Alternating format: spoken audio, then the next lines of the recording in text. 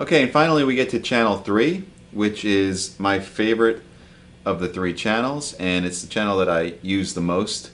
I use it for my main rhythm crunch sound as well as my lead sound.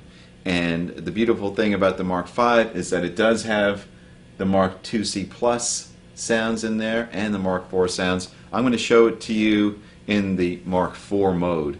And the thing that I love about it is that for rhythm sounds, it's so broad and tight and rich, and it's just this big sea of tone that you just want to dive into. And at the same time, I'm able to get really fat singing lead sounds with plenty of sustain and plenty of gain. So let me show you what I do to get those sounds.